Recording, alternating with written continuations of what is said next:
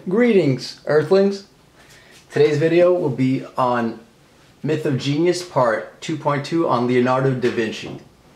Alright, so the purpose of this video, I just want to make it very clear, it's not to bash or take Leonardo da Vinci off a pedestal or diminish his achievements. I absolutely love Leonardo da Vinci. He's one of my heroes. So my main goal in this video is to empower you guys in your own lives through understanding more about the man and his achievements, beyond just a 2-second soundbite and drawing inspiration from that understanding. Alright, so what makes him notable, we'll go through that fairly quickly. As many of you know, his artwork, engineering inventions and ideas. He's the quintessential Renaissance man. In my opinion, the only other person that comes close in history might be another hero of mine, Jacques Fresco, whom I'll do a video on later in this series. And my personal favorite, I think he's the best example of a person that's curious about everything, retaining that childlike curiosity mixed with a mature discipline and focus to pursue it to the ends of the earth. Alright, so we have two accounts. We have the traditional account and the mastery account. So the traditional account is he was able to accomplish so much because he was just a naturally gifted individual, and so obviously he would make contributions in whatever domain he touched. The mastery account is basically the nurture story. So rather than the nature story, it's the nurture story, and that's what we're going to go over in this video. So a quick disclaimer. So Leonardo da Vinci is a truly amazing man, and rather than attempt to cover anywhere near the scope of his whole life and work, I will instead present a few very selected pieces of information with two goals. Mainly to convince you of the mastery over the genius theory, nurture over nature, but also to present some lesser known tidbits that you guys might find, that you may not be aware of and you might find interesting. And maybe you haven't made a connection between them, rather than just wasting your time with information that many people already know. So, and some of them just might be some of my speculations, and I try to keep those to a minimum though.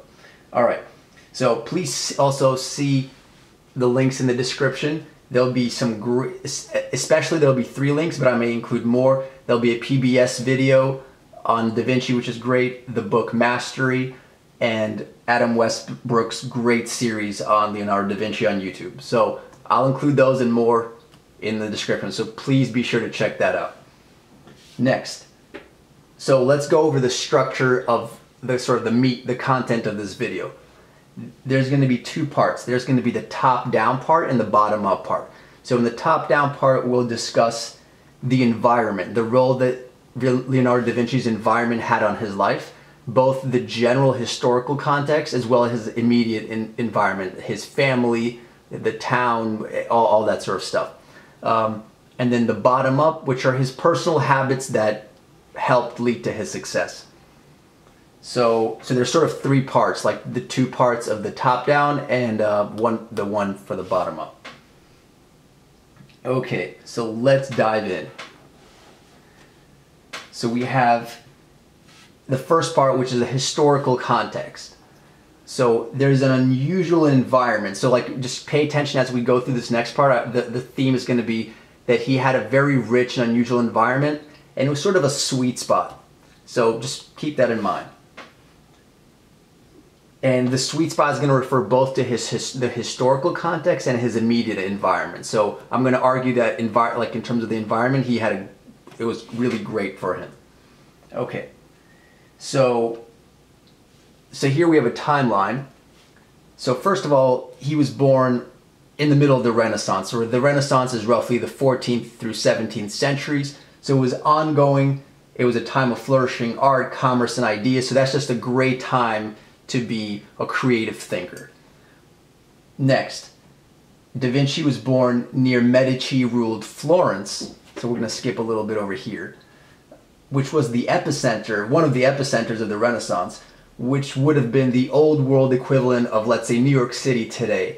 So for example, if you want to hone your chops as a jazz musician, for example, you might want to move to New York. That might be a really good place because a lot of stuff is happening. So the point I'm making is he was born in one of the most vibrant places for learning and growth that one could have been born at that time. All right. Now, the printing press, this is a fact that I found really interesting. The printing press was only invented, and by the way, a lot of these cool facts are from the 3 resources that I'll include in the description: the PBS special, the book Mastery by Robert Greene, and Adam Westbrook's series.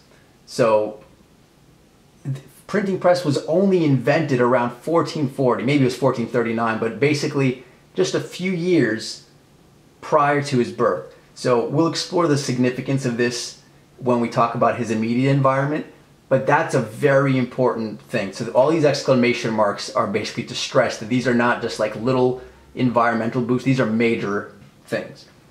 All right, so then 1453. Now, this is something that I haven't heard other people talk about. This is a connection that I made. I'm guessing it had some importance, so I think it's worth exploring more. I'm sure scholars knowledgeable in this can shed more light, but I wanted to bring this to your guys' attention, which is that in 1453, Constantinople fell to the Turks. Now, who cares about that? Well, Constantinople basically had been one of the like holdouts of the bastion of like the Byzantine Empire, and when it fell, a lot of Greek and Roman knowledge that was basically lost. A lot of scholars fled, and one of the places they fled and that learning went is to Italy. So there was an influx of basically learning and knowledge and the printing press right around Leonardo da Vinci's birth. So that's a pretty important point. So and so some believe that this impact of Constantinople falling may have helped spark like a further renaissance in humanism and science in Europe. So I like to liken this opportune time to being, let's say, Bill Gates or Steve Jobs around the origin of the personal computer, being at the right place at the right time. That alone is not going to be enough, but that's going to be some pretty critical. All right. So let's go to the immediate environment.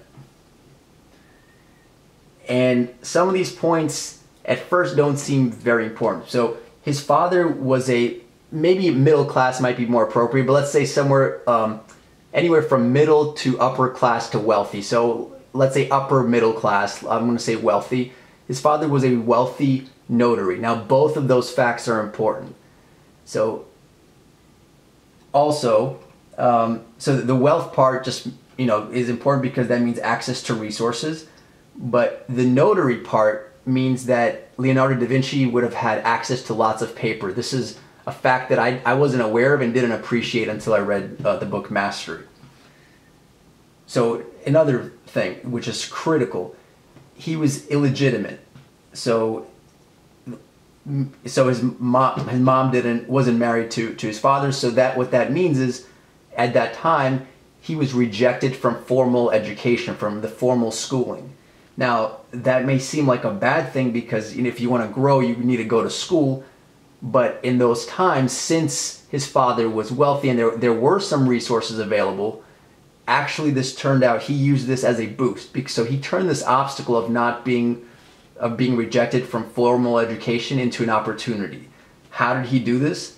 Because now he had the time and the resources to explore his own curiosity. And you guys can read further like how he would spend hours and hours doing that.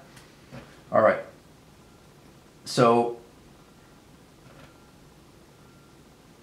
and the thing is, so he had just enough of an upper middle class background for this to create the perfect cocktail for success, because he had the capability, the time, the resources, etc., as I mentioned, to pursue his interests. So that's why I was saying earlier that he was in a bit of a sweet spot, privileged enough to be in the middle class and have access to lots of paper. And a lot of you that attend school or have attended school probably realize that a lot of times school can be really boring and it can dull your creativity, at least a bad education or a traditional education. So, and this is similar to Bill Gates and Steve Jobs and other folks. And I also recommend that you guys check out Malcolm Gladwell's excellent work, Outliers, for more on incredible achievers. And so Bill Gates and Steve Jobs, they were lucky to have, as I mentioned before, computer time when it was a precious commodity, that like the right time in the right place mixed with the right skills and desire, the perfect storm basically. Now let's go back. I mentioned the printing press earlier. So he was born, Leonardo da Vinci was born in 1452, which is just 12 years after the printing press. And so now we're going to go over the impact of that historical context on his immediate environment. So this is something that I learned through the PBS special, but he had about 30 books in his 30s and over 200 later in his life. Now that may not seem like a big deal to you guys, but at that time, it was really rare for people to have that many books. And this was enabled only because the printing press had come about very recently. So, and basically, if you weren't a scholar, this was a very rare thing. Only, you know, like, let's say religious scholars would have access to such materials. Now, clearly he was self-directed with courage and curiosity, but part of what fueled his ideas was his incredibly rich and diverse environment. So I'm really stressing the environment here. Meeting all the best minds in Florence and Milan, and then reading the ancients' wisdom lost for centuries and only recently made possible through the Medicis. Again, that's why it's crucial that he's in Florence or around Florence and Milan, through the Medicis and the Mediterranean trade with the Arab and Byzantine cultures. For example, he learned from manuscripts of Heron of Alexandria. So that's over there. So we have a lot of basically ancient, let's say, Greek, all sorts of cultures. A lot of knowledge was lost or scattered during the Dark Ages. So we have Heron of Alexandria, who was a mathematician and engineer. Basically, there's a wealth of information that he could have learned from him.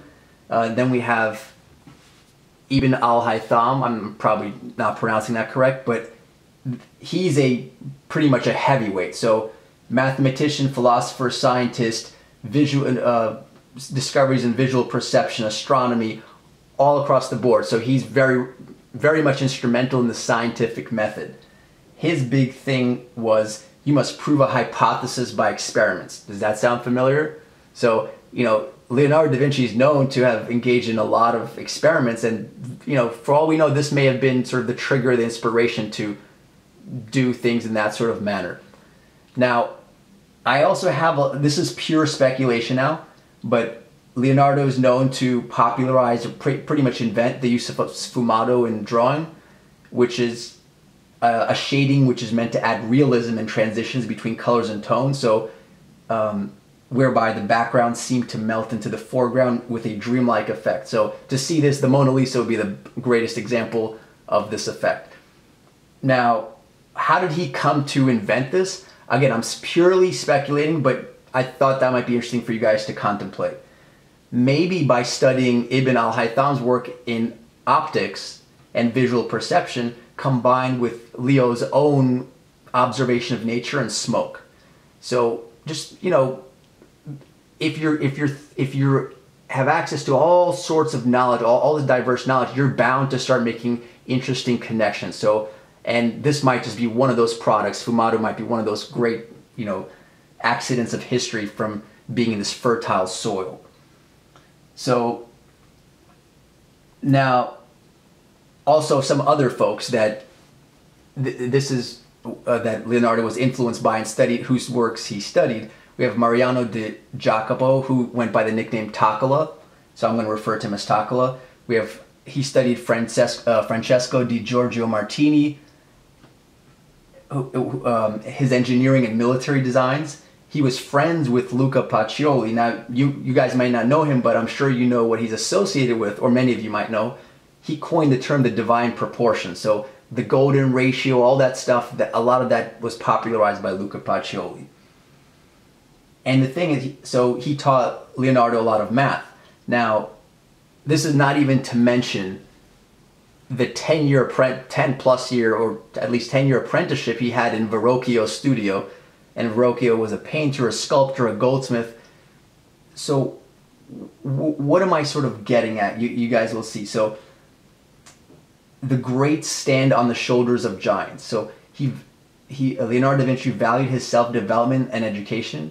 and pursued his curiosity and growth relentlessly, as did many other people that we'll cover in later videos, such as Bach in the next video, with his copying and studying of other organists and composers' scores. So, contrary to popular belief, you know, we think of Leonardo da Vinci not like only does he have all this artwork, but he has these great engineering ideas. A lot of these ideas didn't, almost all of them, in fact all of them, did not come from scratch. He did not invent many of his engineering devices from scratch. So for example, he's known to have studied Taccola's work and improved on it. And that's a perfect example. That's a perfect example of genius not arising out of a vacuum. So I really want to stress this point. People that we consider geniuses, again, I'm arguing that genius is kind of a shorthand, that it's really more nurture and not nature. But even so, even if you want to call them geniuses, they grow up in a very diverse and rich environment. So they're not just like living under a table and then one day they wake up and they're brilliant, or they're born brilliant. One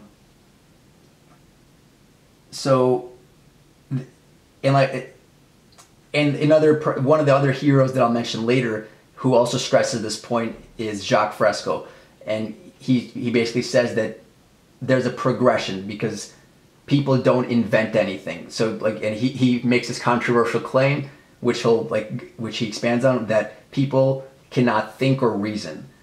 So what is he? Not in the sense that we're stupid, but in the sense that we get ideas from our environment. If you have very little environmental inspiration, your ideas are going to be very uninteresting. So, like I said, genius does not happen in a vacuum. All right, so what's the sort of conclusion of all this environmental stuff?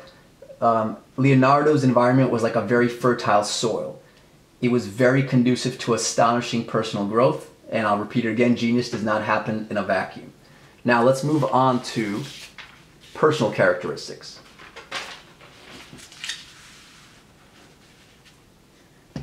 So in terms of personal characteristics, just like a few high-level ones, and the one that stands out to me has to be his curiosity. So we have curiosity, hard work, dedication, risk-taking, or courage, if you want to, whatever you want to call it. There's many others I could probably list, but those are some of the top ones.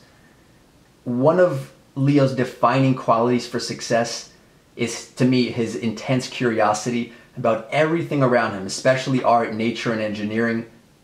And you could think of that's that passion that I mentioned in the first Myth of Genius video. He had an intense passion, curiosity, whatever it is you want to call it. Throughout his life, he would spend countless hours observing everything in his environment intensely and thinking deeply about it. This allowed him to make connections that nobody had made previously and develop high levels of skills across many disciplines. So that's well and all, but let me give you guys a few examples just so you see what I mean. So, for example, this is the silhouette example. Leonardo would create his own creative exercises. So, for example, he would drop objects and try to draw their silhouettes, or rather, he would create silhouettes and then drop objects and try to draw them as they were falling, so he could sketch, or he would sketch the outlines of pedestrians walking by in a stop-action sequence. So, for example, he wrote in his notebook, "Tomorrow, make some silhouettes out of cardboard in various forms and throw them from the top of the terrace through the air. Then draw the movements each make at different stages of descent." So basically, Leo and many other geniuses such as Bach, another person we'll cover soon in this series, had one thing in common. They didn't do things halfway. They paid attention to the details and did not settle for mediocrity. That's an intense dedication and passion. They weren't trying to just please a patron or an audience primarily, but to live up to their own high standards. And here's a question I have, let's say just with the silhouette example alone. If Leo were a born genius, why would he need to study these silhouettes? Why would he do these exercises? Wouldn't he just naturally be able to draw them without any practice? And so I mean, we could talk about dedication to his craft. So as many of you already know, he would dig up cadavers to study them. Now, both at great personal peril. I mean, that takes a lot of courage to go to a graveyard and dig up dead bodies. But I mean, also just not minding the yuck factor. It's pretty disgusting. So that's dedication to your craft. So he had the courage to pursue his interests and do things the way he thought they ought to be done, and travel to many regions instead of doing things the traditional way. So like here's another example about details mattering. It was a common practice at the time, let's say if a wealthy family commissioned you to make a portrait, you would just paint the main features, but the stuff in the background or the stuff that like really wasn't primary in the painting, people would skimp on that and just do it like a lousy job or have an assistant do that. But not so with Da Vinci. So like he didn't just paint the main features and just to make the patrons happy and then shortchange them on the details in the periphery of the painting. So for example, that's non-central features, so stuff like in the periphery like I mentioned, but also he would study, and this is part of the cadaver stuff. Why would he dig up cadavers? Many reasons. I mean, he was interested in anatomy, in drawing. For example, one thing from studying cadavers is he wanted to study how do you paint 3D flesh? How do you get flesh to look realistic on a painting? And from studies of his work, people realized it's not just one layer of paint. He had to do many thin layers of paint to achieve that. Now, that's not something he could have read in a textbook or figured out overnight. That's something that takes intense study. So that's sort of the love of the process and detail. So I really want to stress that. So in conclusion, I'd say Leo's main attributes that helped him were his keen sense of observation, mixed in with his immense childlike curiosity, but finally the ability to pursue these in a dedicated manner. So for example, you can be curious but not be mature about that curiosity, or you could be very dedicated but sort of boring and not pursue your own stuff and just do what people tell you to do. So he was both pursuing what he wanted to do, but did that in a professional and detail-oriented manner, in a creative way. So you basically, at this point, you guys be the judge. Do you think he's a natural-born genius or a passionate hard worker in a fertile environment? And I'm not saying it's just one of those. It's all of these, it takes, this is why, I'll mention a lot more in the conclusion, but one of the reasons that geniuses are pretty rare is you need a lot of factors. It's not just you have to be passionate. No, you have to be passionate, you have to be a hard worker, you have to be in a fertile environment. All of these have to click. All right. So let's conclude, and I want to make just a few quick points. I'm going to make this point again in a future video because I just think it's that important. I'm going to make it when I discuss some of the religious figures. People like to, or tend to, obscure the details, let's say with Jesus, with Buddha, many other people. For example, if you omit, like let's say with Jesus and Buddha, if you omit their whole young adult life and just fast forward to the adult part, that maturation part, that's the interesting part. That's the developmental period. And I can't recommend it highly enough. There's some wonderful videos by Adam Westbrook, and I'll put that in the description. It's called The Long Game, Part 1, Why Leonardo da Vinci Was Once a Loser. And make sure to watch Parts 2 and 3 as well, which are about the missing chapter, and he also has one on Van Gogh. All stuff worth my highest endorsement to his videos. They're fantastic.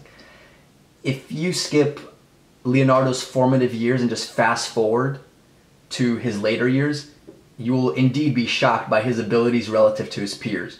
But attributing this to genius is no better than saying lightning and thunder come from the gods, as many people believe for a long time, just because they are ignorant of the intermediate processes at work.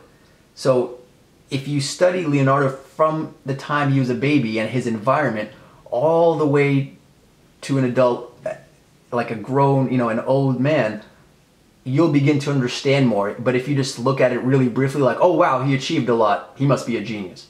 So, don't fast forward through his life and miss things. It's not that you're being lazy. It's not just a matter of degree. You might come to the total wrong conclusion by fast forwarding through a person's life and just looking at the highlights.